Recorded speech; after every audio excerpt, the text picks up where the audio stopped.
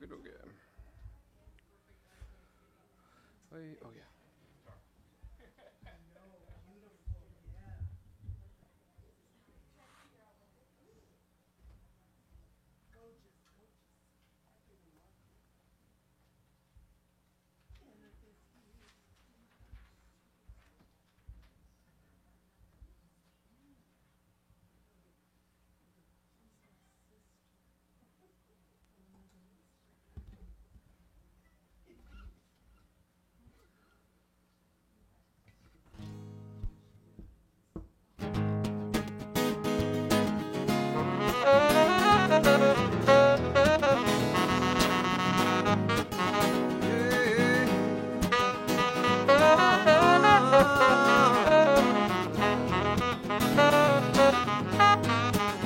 God is my source, God is my power, God gives me everything I need. So I give thanks for all my blessings. God gives me everything I need. Yeah.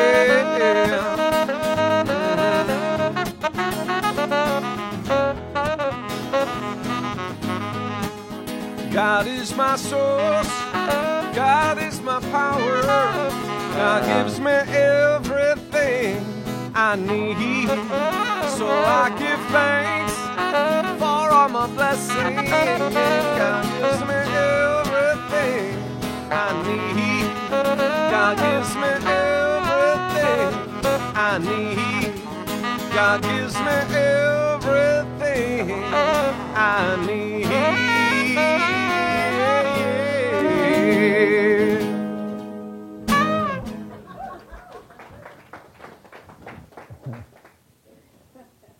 It's the simple things in life. All right. So how are we all doing out there? Oh, this might work better if I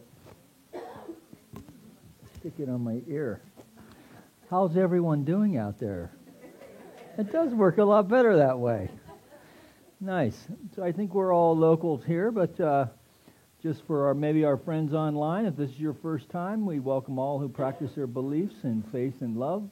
And we take a moment here in the sanctuary to just meet and greet each other, say good morning and hallelujah.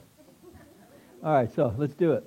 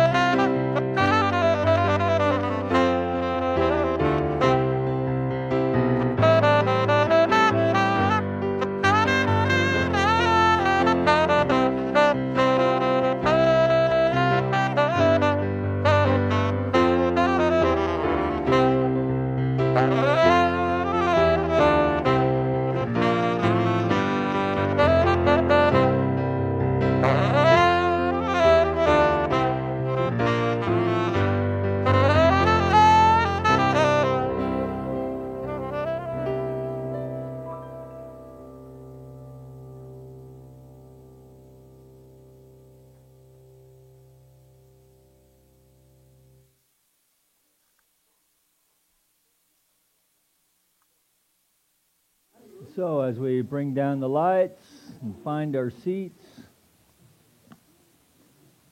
do a little chair pose in the chair. Please help me welcome our presider this morning, Agneta. All right, so let's all take a deep, conscious breath at here and at home. Just releasing, relaxing, using the breath to surrender to this eternal now moment, setting aside any worldly clamors, cares, concerns of the day, and just allow ourselves to claim this moment as our own as we come together for our call to service. And we perform this ceremony to promote the universal consciousness of life, which acknowledges that all peoples, all faiths, all sentient beings come from the one great universal presence, which we call spirit. Fundamental to this truth is the unifying nature of all religious thought and experience, which we honor here this morning. So as Agneta lights the first candle, it's for the Tao, honoring the universal path of harmony and equilibrium, the natural way. We light the second candle for shamanic traditions, honoring the beliefs and practices of all indigenous peoples, the way of primal spirituality. The third candle we light for Hinduism, honoring the path of knowledge, action, and devotion.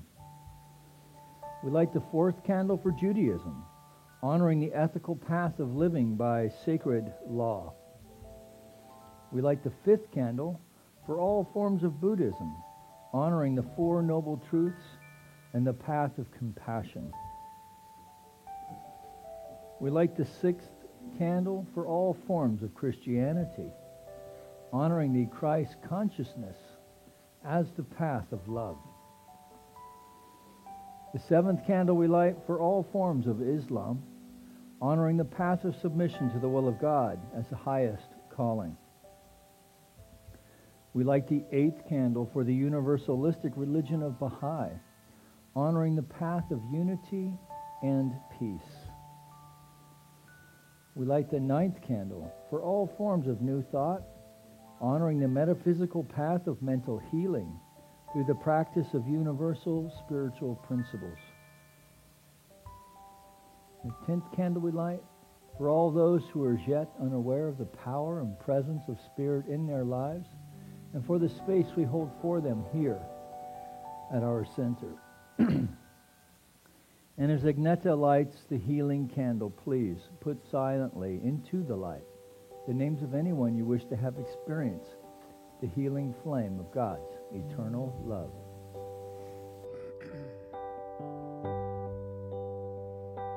In this moment, in this place, I remember who I am, letting fear and worry fall away from me.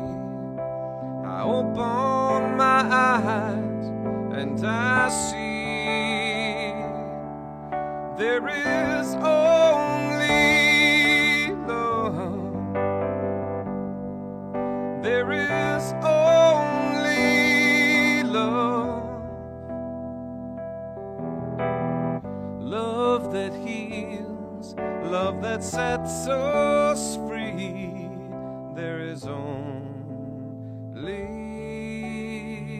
love.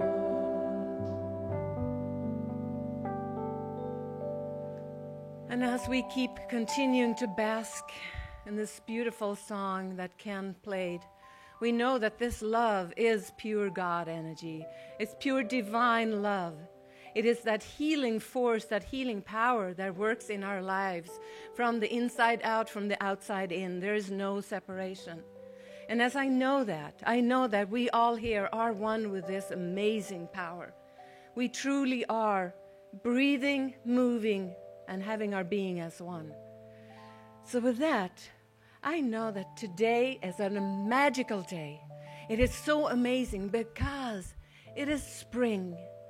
And we can allow our new thoughts to take space in our hearts, in our minds, and in the mind of God, and allow it to blossom and experience this amazing, prosperous, healing, joyous, creative year. So as I know that, I embrace this, and I know it for each and every person here, each and every person watching, and each and every person that we come in contact with. There is no doubt in my mind. We are blossoming. So with that, I say, thank you, God. And with a grateful heart, I release my word in this most amazing God law, this God light, this God energy that is all that there is, and that is us as expression.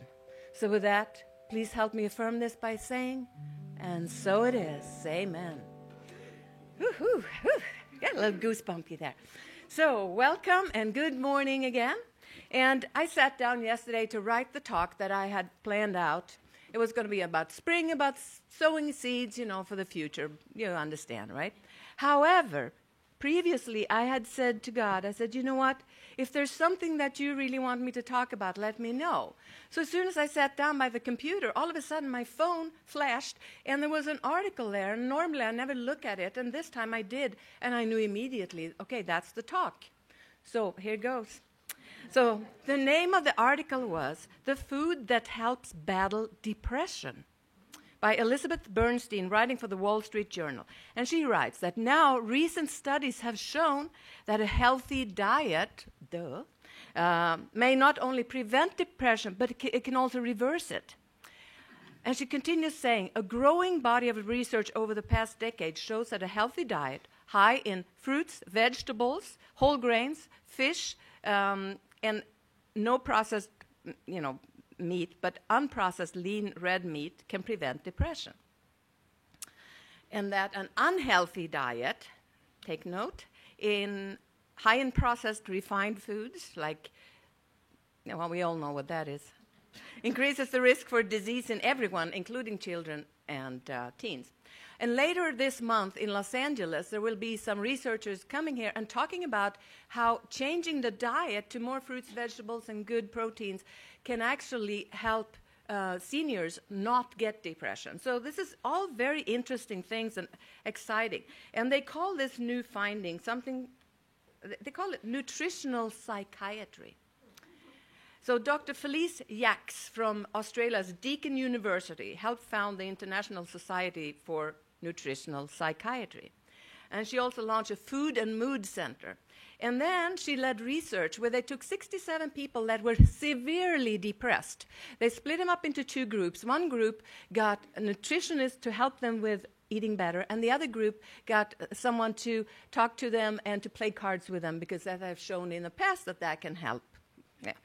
Well, once they finished this research, it was very clear that it was a 12-week study, and the ones that had received the nutrition, they had excelled so far beyond the other ones. And the ones that excelled the most were the ones that had really implemented all this nutritional information that they received.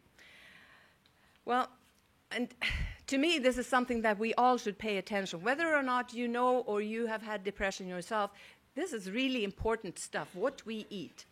Just as we think, we are who we think we are and what we think we are, we also are what we eat, right? So, a bad diet makes depression worse. Failing to provide the brain with a variety of nutrients we need, says Dr. Drew Ramsey, he's a psychiatrist from New York.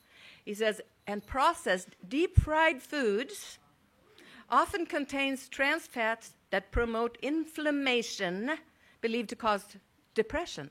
Inflammation believed to cause depression. I was so happy that I found an article that talked about this, because this is not any surprise to me, because sometimes I have lots of allergies, and sometimes I eat stuff that doesn't work for me, for instance, and I go into inflammatory mode, and it's like I get brain fog, and I just feel lethargic. So this just rings true for me. And inflammation in the body means inflammation in the brain, because the brain is part of the body.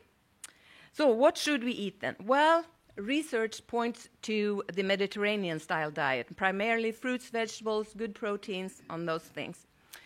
And I see the light is blinking, so boy, I wish I could take some of your time today. And the article talks about Loretta, 60 years old, who didn't get any help. She just got antidepressants and different therapies didn't work. So finally she took advantage of finding out stuff herself. She researched and she found out that a healthy diet could help and that cashews were good to reverse depression. She bought 100 pounds of cashews and stuck them in a freezer. And within a few months, she was totally good and she hasn't received it back yet.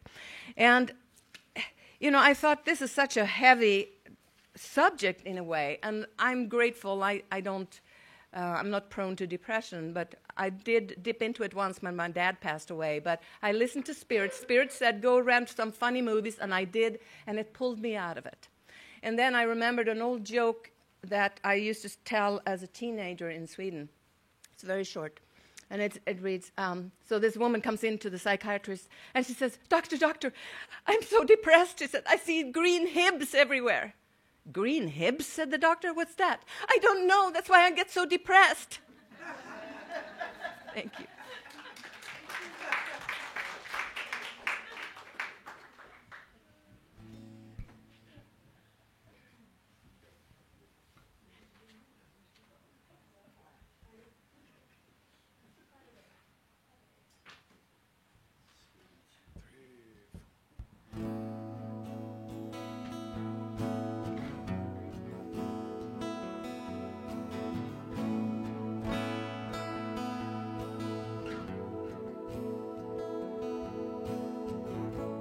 Don't wake love before it's time.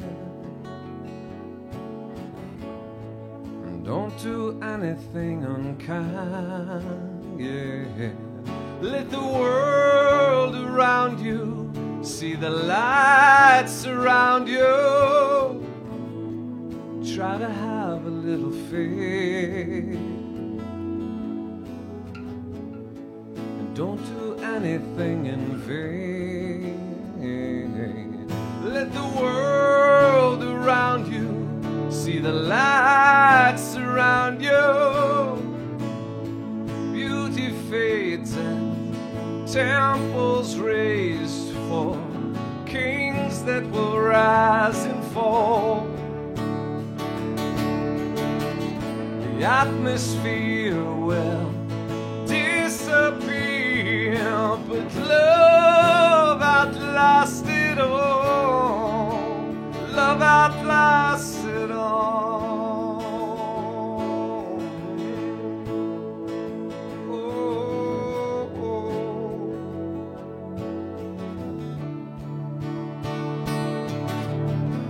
I behold the voice of my beloved on the mountains and hills.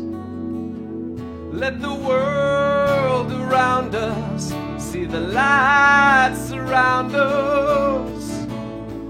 See the white doves in your eyes. My beloved, how you shine. Let the world around us see the lights around us. Beauty fades and temples raised for kings that will rise and fall. The atmosphere, it will disappear with love outlasts it all. Love outlasts it all.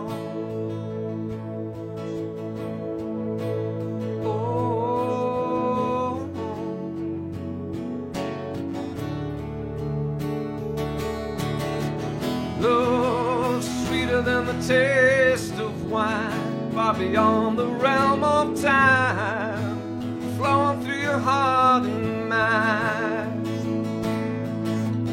Love makes the lilies of the field unfold, the rivers and streams run home. It's deeper than the flesh, it's deeper than the flesh and bone.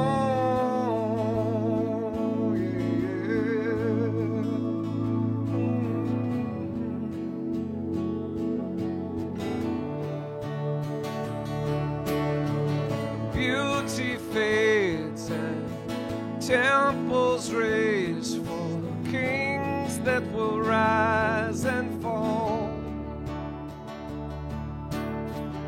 The atmosphere, it will disappear, but love outlasts it all. Love outlasts it all. Yeah. Love outlasts it all.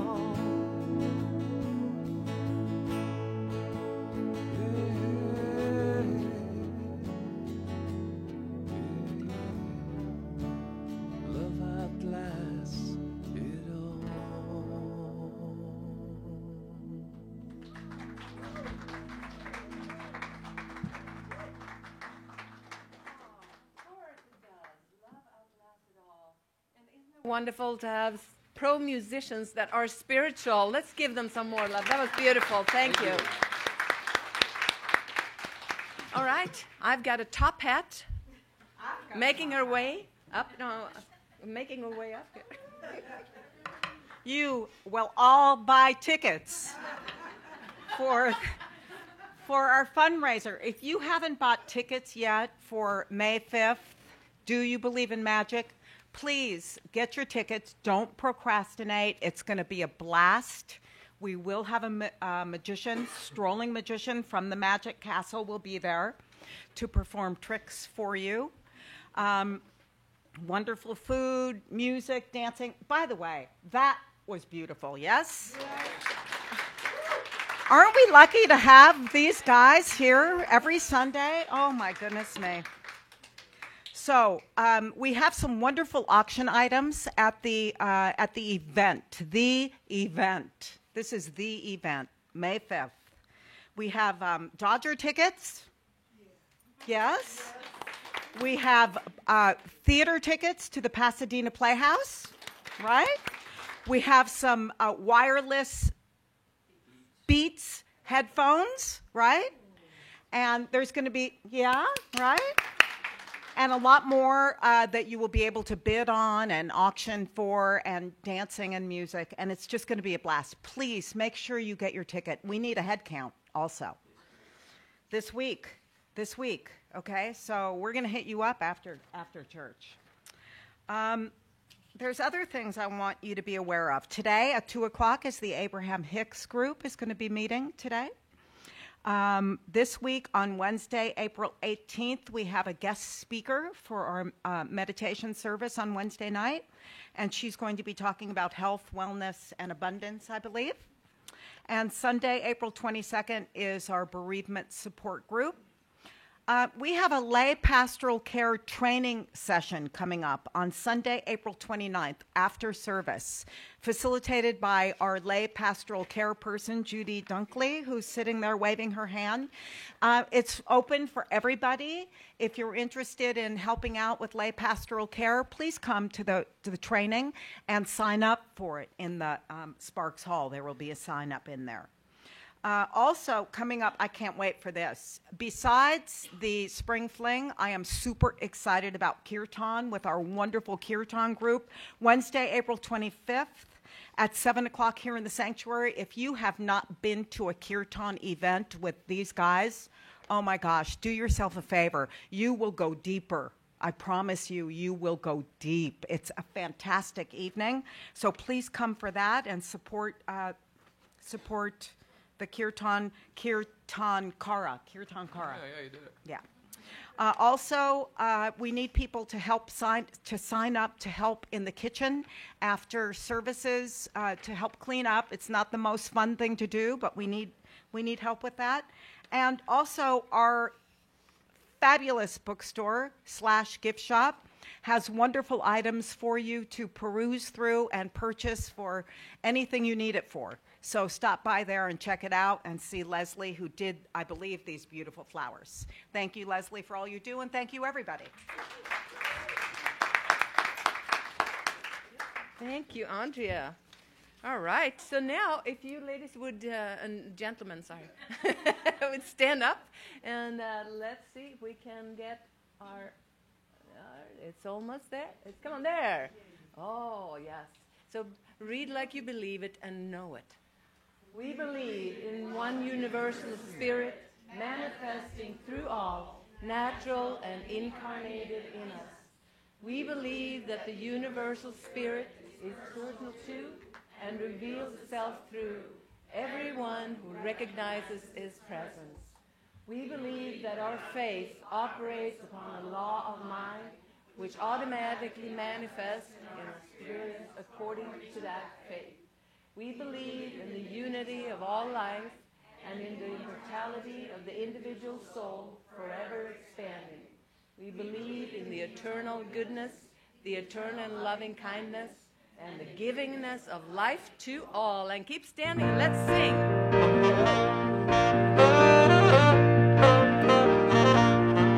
I release and I let go. I let the Spirit run my life, and my heart is open wide. Yes, I'm only here for God. No more struggle, no more strife. With my faith, I see the light. I am free in the Spirit. Yeah, I'm only here for God.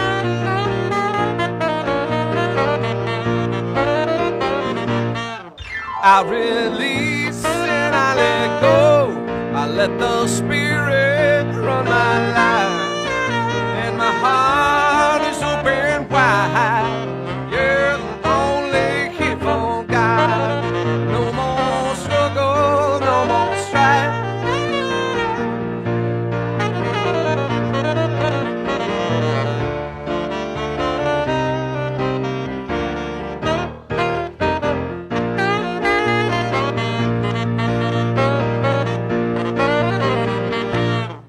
I release and I let go. I let the Spirit run my life.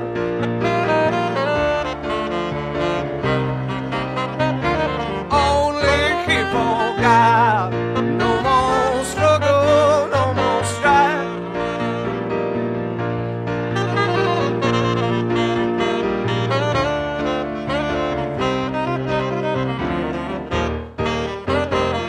Here we go, yeah. Only here for God. One more time. Only here for God, yeah.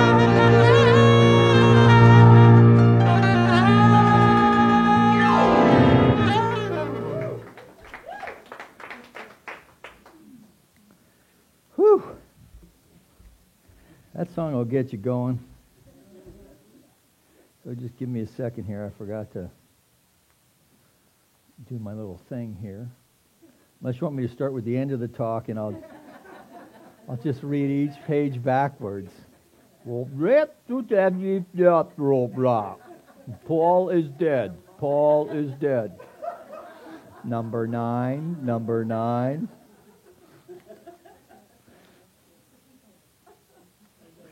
You guys never played that record backwards? Remember that? Paul was supposed to be dead. The Beatles? No? Was that the White Album? I forget which one. The one with Obla Di Obla Da on it, I think. Anyway, rather than entertain myself, maybe I should work on speaking. So, God Talks to the Heart is our talk title today. And our theme for the month is where humanity and divinity meet.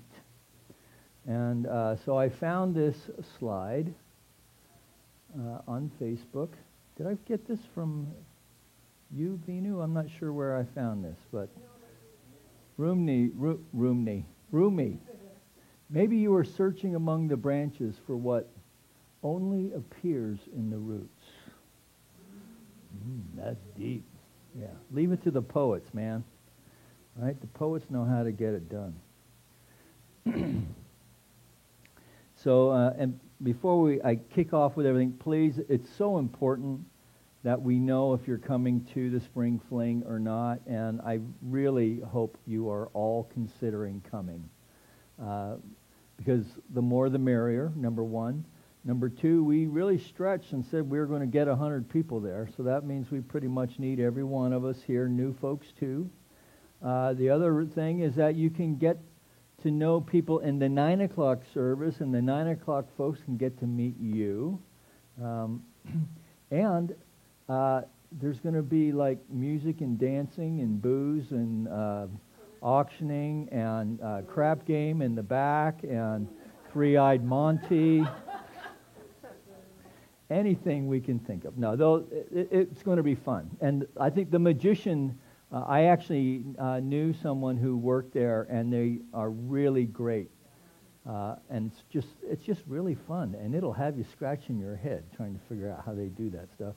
And then there's also some fortune tellers. If spiritual mind treatment isn't enough, you can see there's, I think, 4 intuitives that are going to be set up there too. So that's always popular. So there's no reason to not go, really. I mean, it's $75 for a ticket. Now everybody go, ah! Okay? But it's $18 to go to the movies and get popcorn and all that other stuff. And if you're going to take your family, you're going to have to get financing. So come, please join us. It's going to be fun. The other thing I want to point out is that yesterday we did have the river cleanup. And the one thing that I really learned yesterday is if you stand next to 2 really young guys, it makes you look younger. And if you get a hat with a nice shadow. Anyway, so this young man here played halfback for Reseda High School this year. He's going on to Moore Park to play free safety. And so we get to keep an eye out for him. Of course, this is Greg Eibach, who helps work with our teens. And then, so this is, you're going to kill me, I know. Yeah, so this is, look at these guns, man. And her Lucky Strikes are rolled up in here. And Nancy Shriver from, she works with our kids in the back. Isn't that a great shot of her? Yeah. So we had a small gathering this year because we've had a lot of stuff going on. So next year we'll invite all of you. The good news is that the river is in pretty good shape, and in a couple of hours we were pretty much done. And that was not the case. I mean, we were hauling stuff out for the solid 3 hours before that. And the thing that was really great was that Greg and Robert pulled all the carts out this year, so I didn't have to do that. Which, if you've ever dug one of those carts out, you'd know what a workout that is. So, anyway, so it's a wonderful thing. I love that 2 of the people who are working with our youth were there. I just think that's fantastic. I love that influence and well, we got to take care of our mother, man. It's where the time is now. And each one of us can do our thing within our own little corner. And if we all get on that, then we'll all be better for it. So, and of course, today is April 15th, our favorite day of the year. It's like Christmas, isn't it? Yeah. So today is tax day, which actually I understand is April 17th this year. So, see. It is a prosperous universe. You have 2 more days to fret and ponder what you're going to do. Yeah. And I just think it's really appropriate that April 15th and Sunday morning are on the same day. Right? And that the theme this month is where humanity and the divine meet. So, because it may be asked the question, where is God in paying taxes? Right? And so the things that annoy us the most, or put a little bit of fear in us, or maybe aggravation, or even the best one for spiritual practice is a nice juicy resentment. This is good stuff to work with in our spiritual practice. So I thought I'd play around with that today, just in case you may be going through some stuff around that. Because tax day is the one day where we all practice oneness as Americans, whether filing an extension or not. So all of us must interface with Uncle Sam and either pay, promise to pay, or get a refund. And it is, of course, it's been my experience that most folks who qualify for a refund got theirs 2 months ago, because who doesn't want to get their taxes done when you have money coming back? So, but if you are one of those who's not feeling so grateful about paying taxes, I think, and this is where the spiritual practice is, right? So we don't want to focus on the things that we don't want, right? And in fact, fear, resentment, aggravation, frustration, these are all manifestations of doubt. In the teaching, this is Thomas Troward, they're all manifestations of doubt. And so to the extent that we can square that up and balance that out, right, we're going to demonstrate a much more effective life and the potentiality of demonstrating that life beyond our wildest dreams. So, in thinking about our taxes, let's think about some things that we're grateful for. So, first of all, if we're paying taxes, what does that mean? We made some money. Now, here's one of the subtle ways that our thinking get in the way. As a business owner for several years, I hated paying taxes. I hated paying payroll taxes. I hated paying state taxes. I hated paying city taxes. I hated paying taxes.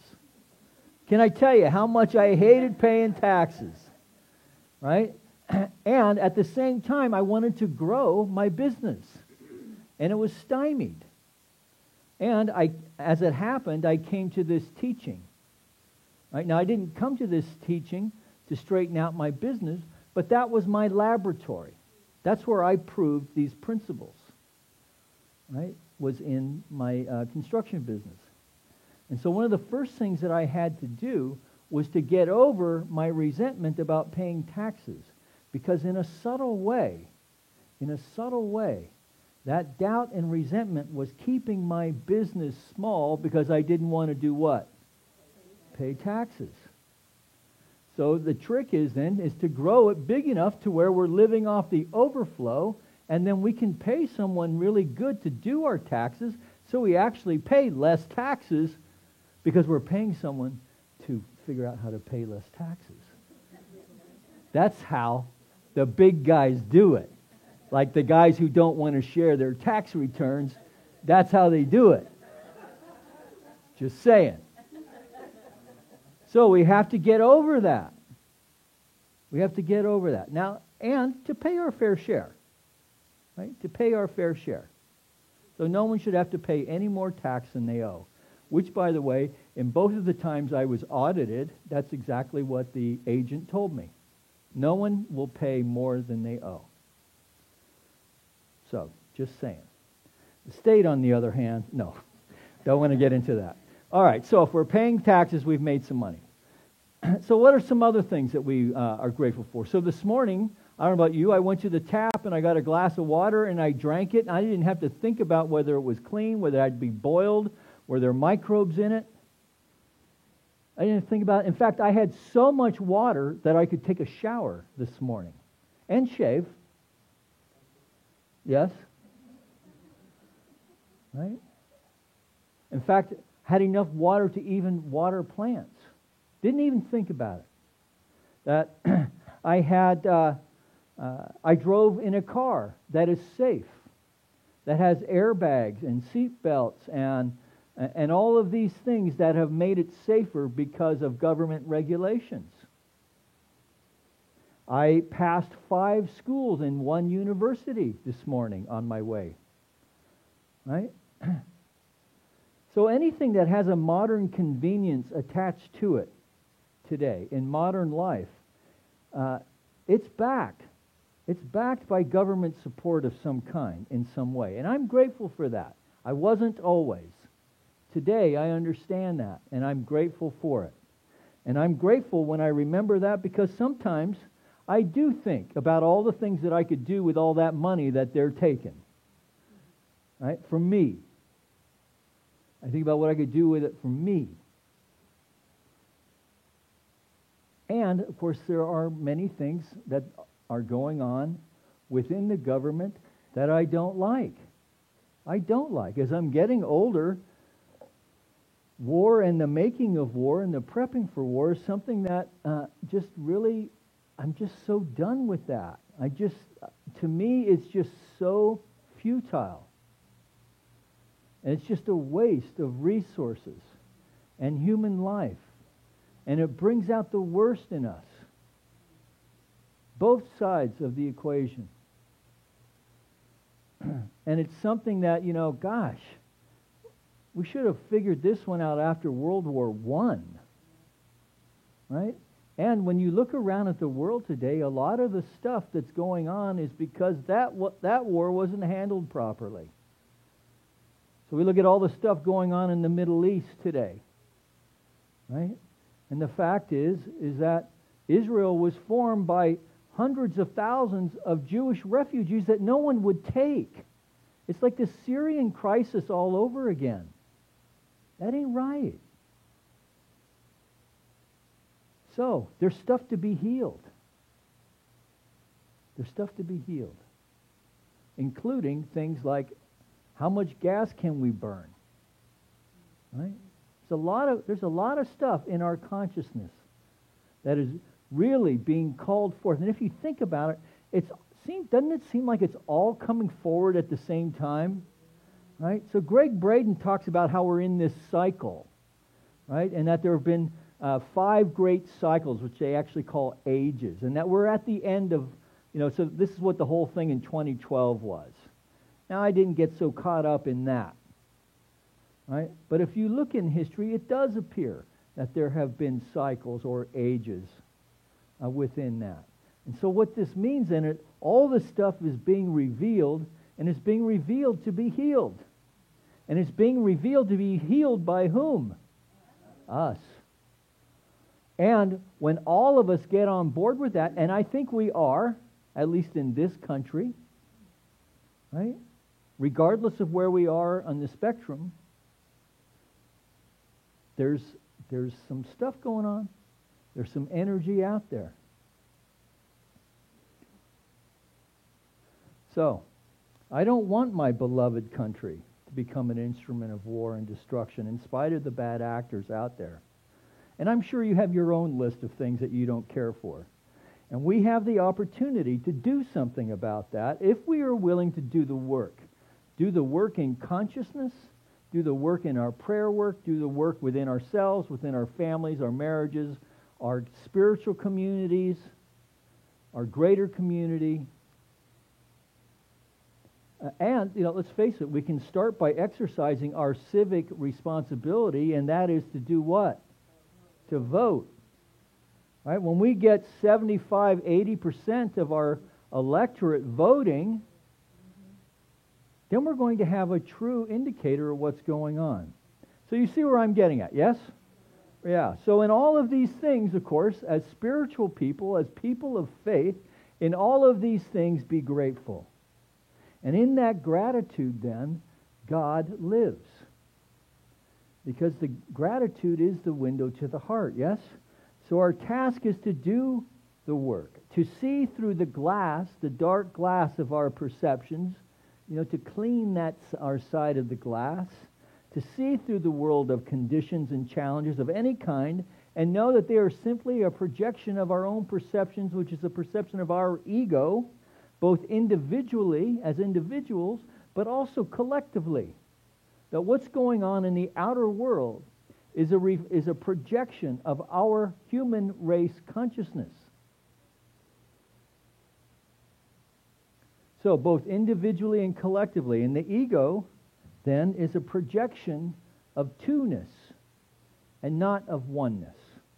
It's a projection of duality and not unity. And, by the way, if you think on this a bit, so the government is not some entity out there separate from who you and I are. We are that. We are the government. In fact, you could say that about any government, including those that do not have representation in them. because it's a demonstration of the consciousness of the people who were there. And then when the consciousness shifts, what happens? The government shifts. So whether it's your Bolsheviks and Lenin and those guys, or you're Mikhail Gorbachev and the wall comes down, or you are a Tea Party person and your guy gets elected. And I'm not equating those all together. I'm just saying they're a reflection of consciousness. Reflection of consciousness. And so if it's going on out there in the ways that are great and in the ways that could be better, it is a reflection of our own healed or unhealed stuff. Right? So this consciousness of war, for instance, is a reflection of the hardened heart of the people who are in this country, if you think on it, coming as one of those guys who's been one. Right? Armor up. Don't be vulnerable. Win at all costs. If you're not with us, you're against us. Right? Some of the other stuff that we've been hearing since I've been a kid anyway. That's where we have to shift it. For the people of faith, all of these people of faith, to practice the religions that they say they belong to, because the truth, there's one ultimate truth running through all of them, and that is the one power, one presence, one source, one divine unity within all of it. That's why we end up fighting over God. Right? Crazy, yes?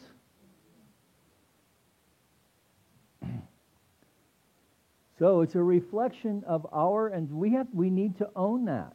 It's a reflection of our unhealed stuff. And so we do our own work, because that's where our power is. Our point of power is within ourselves, yes? Within our own practice. And it counts. Our practice is resonating out there. It counts. It matters. Right? So think about what we say about spiritual mind treatment, that my belief can be so strong that I can know a healing for you. Right? Well, what that is saying is that as we are knowing this truth as a cohesive whole, right, then that tendency of thought is going to demonstrate itself. So we live in this time of great upheaval and also great potential and infinite possibilities for good. And I think people are kind of sick and tired of the old ways. That's the other thing, because we recognize it's not sustainable. Right? So that each one of us within our own families, within our own life, have played around with debt long enough to know that there are sustainable ways to live with debt and there are unsustainable.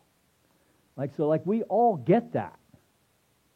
Right? We know what happens when we go crazy with it, because we lived through 2008. And some of us are just now getting back to where we were, yeah?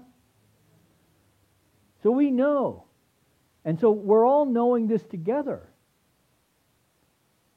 And so what I'm encouraging us to do is to know that when we do this work within ourselves, and as we do it within our communities, that we are going to shift and lift the tendency of thought in the race consciousness and create a life of overflow for all. Create a life of justice, free of discrimination of any kind, and equality in all of its expressions. So in this way, when it was said, "It is done unto you as you believe," that was a lesson for individuals for sure, but there's a collective you as well, that we are the you. Because it's a common mode of speech. So for instance, I could get up here on Sunday and say, you have to do this. You have to use the law. You have to know the truth and speak your word with confidence. And then you need to speak into the law. And you must remember this and that. But I have to say, I actually work hard to avoid saying, you should do this or that. And try to remember that is a collective we who need to remember to practice anything when it comes to spiritual matters. And this is done in a conscious way, and it's true for our practitioners and ministers.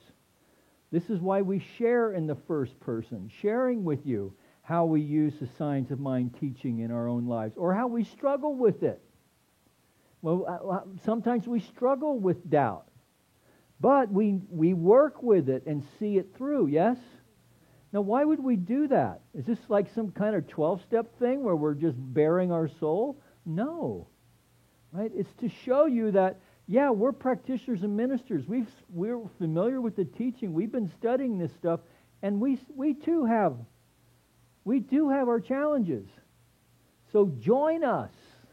Join us in knowing this stuff works. Let's demonstrate the power and presence of the divine as our lives and witness to each other the overflow of life. That's what we're encouraging you to do, is to join us in that. And I hope that doesn't sound preachy, but I'm very passionate and excited about that part of ministry. Right? So one of the biggest wins for me is seeing you guys demonstrating out there, because what does that do? Because it's all about me in the end. That builds my faith. Because I'm like, wow, isn't it great to see the power of the divine in expression? It's a wonderful thing. And often we see it before you do, which is also a great thing. And you have known that for me. Right? Reverend Nancy's getting on me all the time how I don't understand how strong my consciousness is when it comes to being the spiritual director. It's like every, 4 or 5 times a month I get one of those. And that's good. It's a good thing. So this is a conscious practice on our part, wanting to encourage all of you to think first of principle of spirit and then take action. Now, of course, in the human condition, we can sometimes we can jump right in from a reactive mode. We edge God out of the situation and often find ourselves after the fact dealing with an ego hangover or an emo hangover, for that matter. That moment, though, when we catch ourselves and realize, well, I could have done that better. Yeah. So the way out of the dilemma is no secret. We speak often about it around here. And though we practice the science of mind and spirit as a teaching, and we know that as we change our thinking, we change our life, it's important to know that it's not simply a mental practice. So when we say there's a power for good in the universe and you can use it, we are speaking about a power greater than you and I are, a power that's everywhere present and right where you are. It is the indwelling presence of spirit within you and within all people, within all of life. And in order to use it, we must become familiar with it. We must commune with it. So Jesus spent much of his time communing with his own soul, for it's through our inner thought that we contact God. And that seldom does this voice penetrate the outer world of human experience. Seldom does anyone allow it to perfectly express through him. That we must learn to listen. Listen for this voice. Call it conscience, call it intuition, or what we will, it is there. That none of us need go unguided through life, for we are divine at the center, and all are images of the Most High. So we want to listen, as Rumi said, we want to listen with the heart. Yeah, that's clever, huh? And then I found this with the Dalai Lama as well. So it's so important to be able to sit in the silence.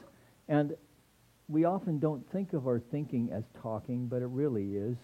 Right? It's talking, self-talk. When we talk, we are only repeating what we already know. But if you listen, you may learn something new. So there are ways to do this. There are many different ways to practice meditation, and contemplation. Reverend Nancy and Andrea are doing that in their class on Thursdays. We have a Tuesday night class. We do it on Wednesdays when we're not having guest speakers. And Kirtan Kana, did I say that right? Kirtan Kara is another wonderful time to practice that. So Ken's going to bring in his harmonium and has a bunch of musicians, and then through the chanting, right? You'll have a meditative experience that maybe you're not familiar with, but don't worry, because Ken and the gang are going to take you through it. And as Andre was saying, you will be uplifted. So that comes the end of the month on a Wednesday night. So let's call the band up, musicians up. Let's take a deep breath. It's not that cold. Try wearing a wool suit. Okay, so take a deep breath. Sweet song of the silence, forever singing in my heart. This is Ernest Holmes. Words cannot express, the tongue cannot tell. Only the heart knows the songs which were never sung, the music which was never written. I have heard that great harmony and felt that great presence. I have listened to the silence, and in the deep places of life I have stood naked and receptive to your songs, and they have entered my soul. I am lost to the mighty depths of your inner calm and peace. And so it is.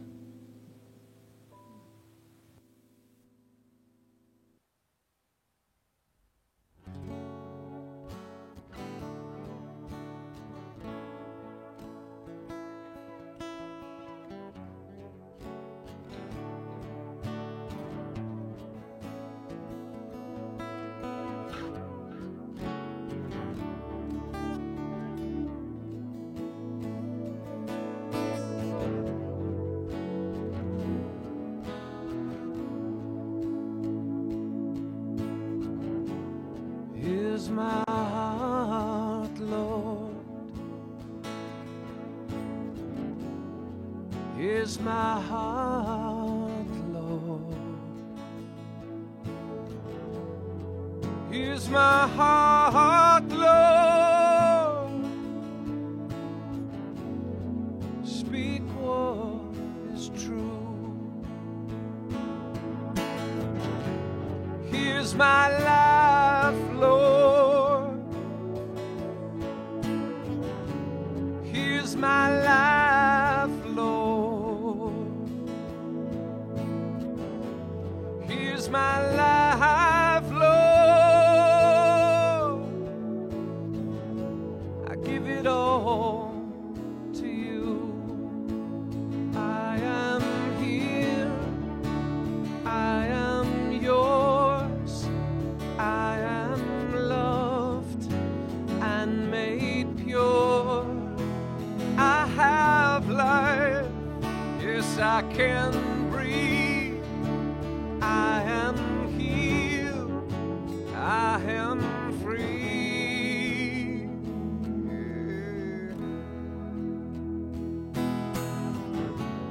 Here's my life, Lord.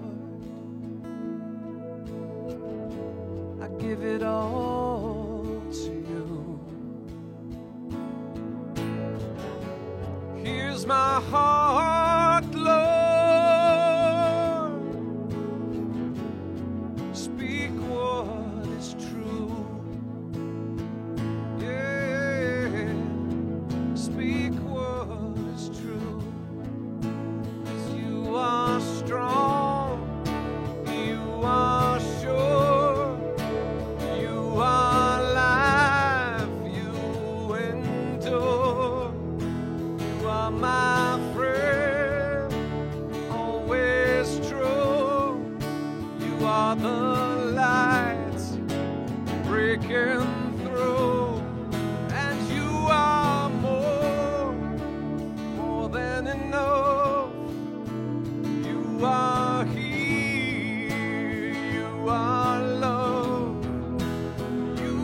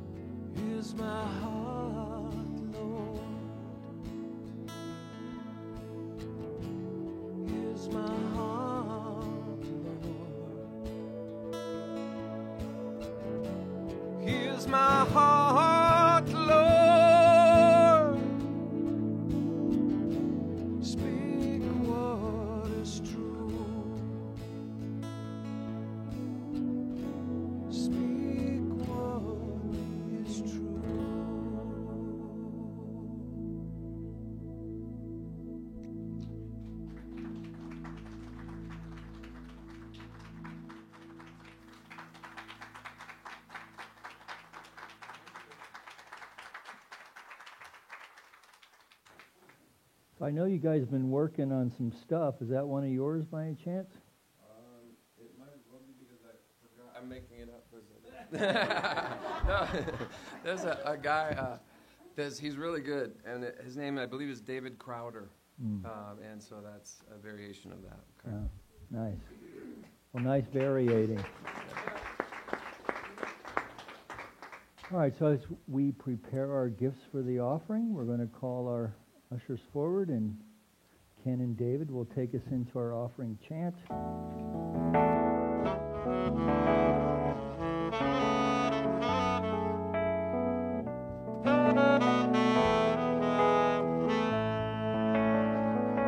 Spirit gives through me, Spirit receives through me, Spirit lives and breathes through me. Spirit lives and breathes through me. Spirit gives through me, Spirit receives through me, Spirit lives and breathes through me. Oh, Spirit lives and breathes through me.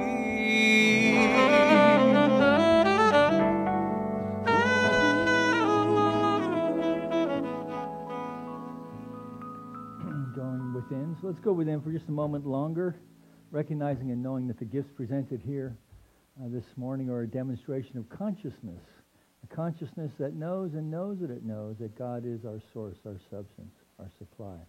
And so through the gifts of these individuals, we representing the heart of this community, we accept these gifts with deep appreciation, love, and respect, as we know together they go forth to heal, to prosper, and to bless the life and the mission and vision of this Center for Spiritual Living, and the life intention of each person here this morning, that we know this truth for anyone connected to our center in any way. And we extend these good tidings and blessing to our friends in our community of Granada Hills, our city of Los Angeles, our state of California, our United States of America, all of its churches, temples, mosques, schools, universities, the people who attend them, the people who support them, for our planet as well, that we know that all of it is an emanation from the divine, from the mind of the divine itself, and to the extent that we know this to be so, we see it demonstrating in all ways, great and small. This lifts our hearts. We feel a sense of grace and power that propels us into ways of spiritual living that lift ourselves and others. And that's a good thing. And together we acknowledge this by saying, and so it is. So please help me thank lovely Rita and Miss Chloe. And let's see who we got in here. Hello. How we doing? Oh, Powerless here.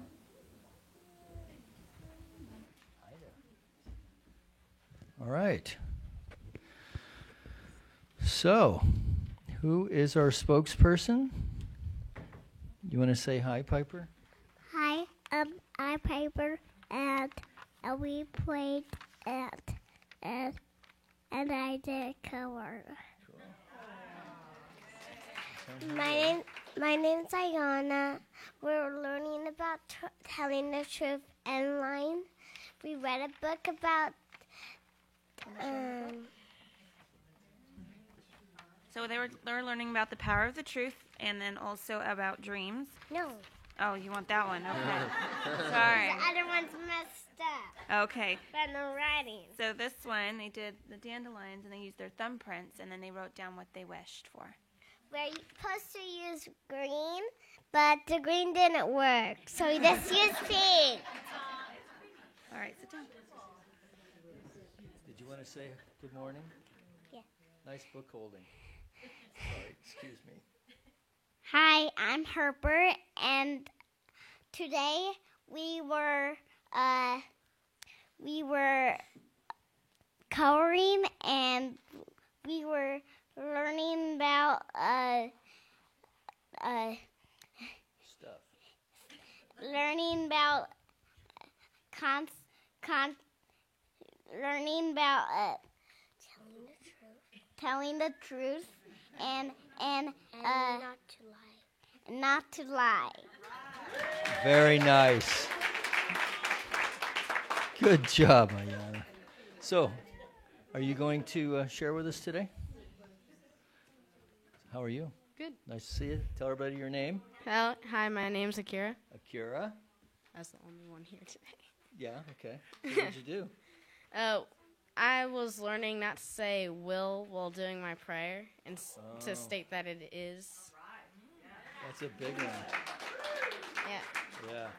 Yeah, I heard you had some trouble with that. Who told you that? It's true.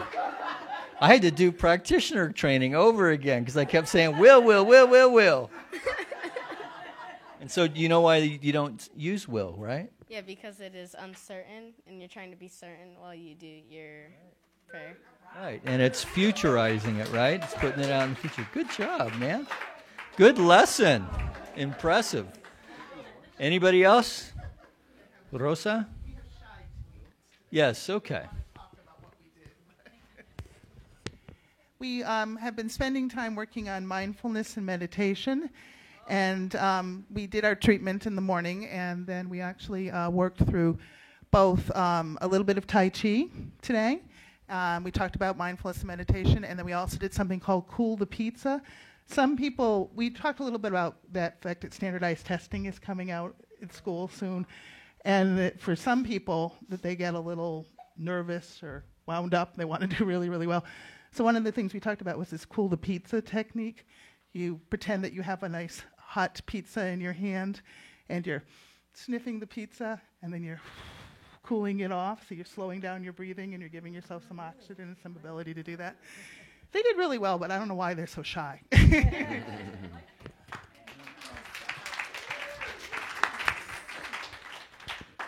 Speaking of which, I'm getting hungry now.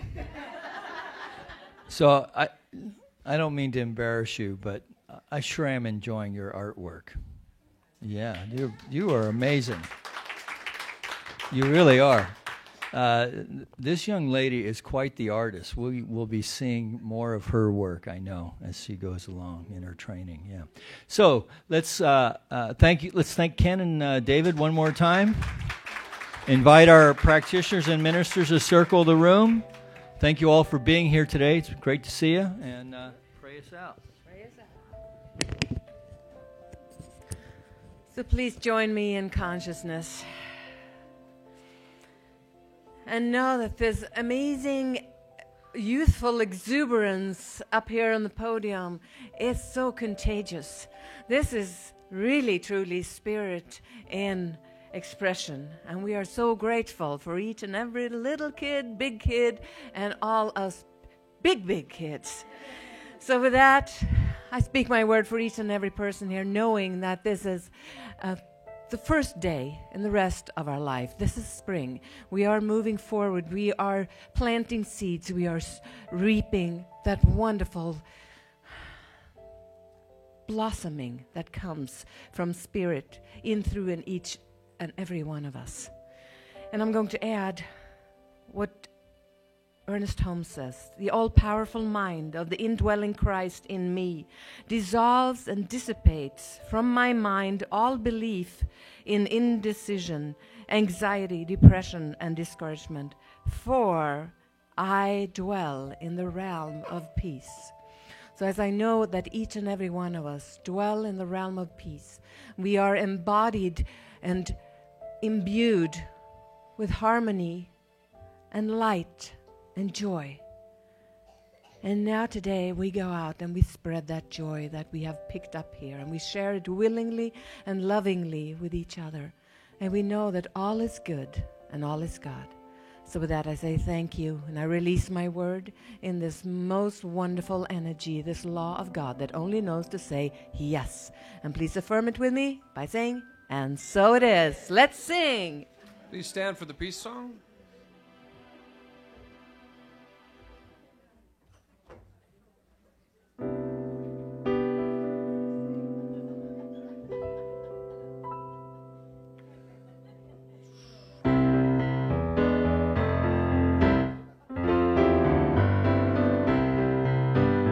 Let there be peace.